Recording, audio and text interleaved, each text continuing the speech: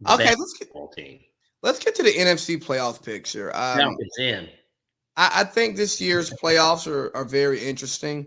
The NFC looks a bit more settled than the AFC, right? We got the freaking Packers, our number one seed at 12-3. No surprise. No, we got Dallas sitting pretty at 11-4. Rams sitting pretty at 11-4. The Bucks sitting pretty. Well, they're hurting at 11-4 if we're being honest. Then we have the Cards sitting at 5 hole at 10-5, and they've clinched. Then we've got the fun, right? We've got the Eagles sitting at 8-7. We got the Niners sitting at 8-7. We've got the Falcons at 7-8. The Vikings at 7-8. And the Saints at 7-8. They don't count. They don't have a quarterback. Yeah, they're finished too. They're finished. And so with this NFC East, right? Or excuse me, the NFC playoffs. For one, our Falcons lost tiebreakers to the Eagles and the freaking 49ers. So how do you see the last two seeds shaking out? I mean, obviously the top 5 are in. These last two seeds, how do you see it shaking out? If I'm keeping it 100 and not having a biasness and hoping that a miracle happens, the reality of it is it'll probably stand pat, and the 49ers and the Eagles will both be the last two seeds. It's unfortunate that the Falcons couldn't win one of those games. You know, it really is, because isn't it crazy?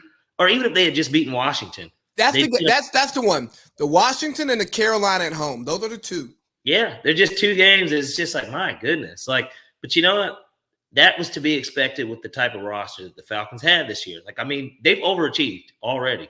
They could lose the next two games, and I still think that they've overachieved.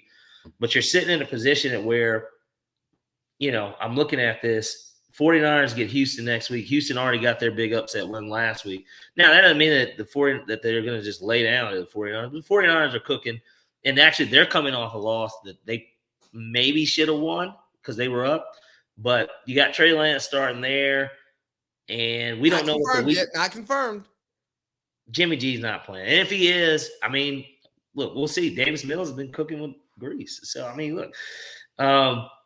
But the Eagles get the bad football team, so that should be a win. And then they get Dallas the very next week, which I think Dallas will still be fighting for.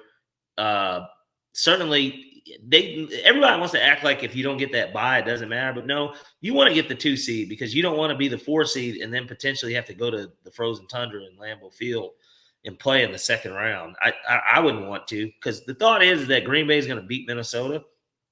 Especially, you know, Thielen's out for the season. I mean, not that he's a huge piece, but, I mean, he kind of is. Like, I mean. Not what he used to be. Yeah, he makes that offense hum a little bit better. And Green Bay already lost to Minnesota this year. So, yeah, I kind of count Minnesota out at this point. It's a primetime game. And once you count Minnesota out, the Saints, to me, are not in it because – think about it. The Falcons have a tiebreaker over them, and they still have to play them again. And I believe that the Falcons will beat them, especially with their quarterback situation. So at this point, you start saying it's really the 49ers, Eagles, and Falcons. And the fact that both of those teams have tiebreakers over the Falcons puts the Falcons in such a bad position. And, you know, I wasn't too surprised that we lost to San Francisco. I think we were both shocked at how that Eagles game went in week 1. And it just sucks that was who we played when we played them at that point in the season, because I don't know. Who knows? That I think that the results could have been a little bit different if we played. Let's say we played Detroit week 1, and then this past Sunday we played the Eagles. I think the game would have been a little different. Different, yes. I don't know if we win it though. Maybe not. We might not win, but I doubt we get blown out the way we did. I mean, we're not a good football team. I know that. So. But at this point, I would say that it plays out. Everything stands pat, and you get San Francisco in at the 6, and then the Eagles in at the 7. And funny enough, the Falcons will somehow, some way, end up being the 8th and miss out. And obviously, we have to win out, and the Eagles have to at least lose. They have to lose to Washington, basically. Yeah, so. Because I think Dallas will beat the Eagles again. Absolutely. And looking at these two teams, Philly and the 49ers, I think they're two interesting teams because they run the ball really well. And as we saw on Christmas Day, Green Bay, as good as they are, man, they did a terrible job stopping the run. Now, granted, Nick Chubb is not on either one of those teams, but the three-headed monster of Jalen Hurts, Boston Scott, and Miles Sanders is something that's scary. Green Bay is two COVID players away from holy shit, what do we do? I, Granted, I expect Green Bay to get that bye, but I came on here a couple weeks ago, and I think Philly or the 49ers, one of those teams will win their first round playoff game. Just imagine if you have a rematch of what the NFC, if you have the Rams at the 4. Let me pull up the actual standings. No. So right now, this is who the matchup would be. If it started today, the Cowboys would play the Eagles, and I think that they would be. I think they're better than the Eagles, and I know that there's that choke Cowboys. That third time. But that defense is playing as good as it's played all year, and the offense, based on just their last game, is humming back again. Right? Like to me, the Cowboys, and I get it. It's the Dallas Cowboys. They're just a team. I've already said it. I think I said it in the group chat. I like the Cowboys this year. I really do. I think that they're kind of set up to do it. And of course, there is the thought that, Aaron finally, he already has the monkey off his back because he's won a Super Bowl, but he kind of gets that monkey off his back this year because it seems like outside of that 1 year run that he had, I mean, think about it. He typically gets blown out in the NFC Championship game. A lot of those games, some of those games they were losing it, or if they didn't get blown out, then they lost at home to, the Giants. I know 1 year when they went 15-1. That was the year after they won the Super Bowl. The Giants beat them at Lambeau. Obviously, the Falcons blew them out. They blew a lead against the Seahawks. And he lost 2 to the 49ers. Yeah, he got blown out by the 49ers. 1 to the 49ers. He got smoked by the 49ers. And then the Bucs just fucking ramshacked him last year. And so, terrible pass interference call, by the way. Or holding. It was. But it just kind of sets up to where when we look at the NFC playoff picture, at least, I think that Tampa's going to come back down there just because of all the injuries. I think that it's going to be really hard for them to make a run. Let's see. We got Tampa in. We got Tampa in. They're 4. They're playing Arizona, and that could be an upset for what it's really worth. But I expect them to beat the Cardinals. Yeah, I do too. We'll get to the Cardinals in a second. Let's keep this ball going.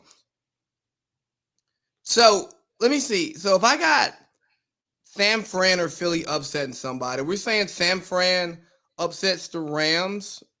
Yes, that's much more likely.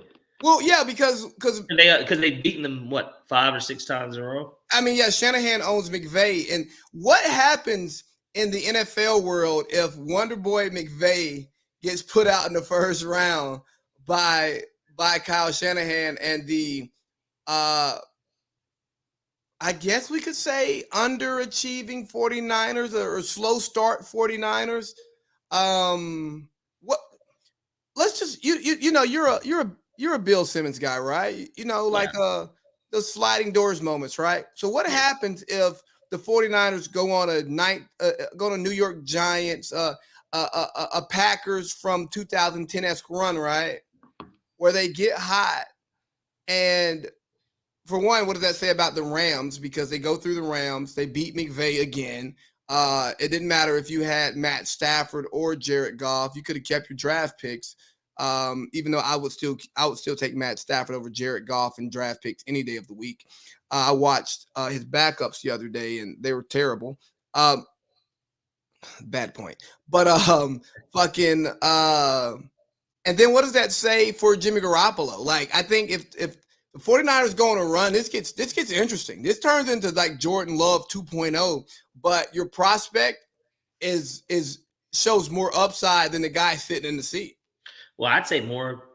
ironically like the 49ers when they benched Alex Smith for Colin Kaepernick more so. I'd say it even really reminds me a little bit more of that if that's the route that they decided to go. But hold on, let me throw one more thing at you. Or does Garoppolo pull the Brady move for the ultimate karma and say, get this guy out of here?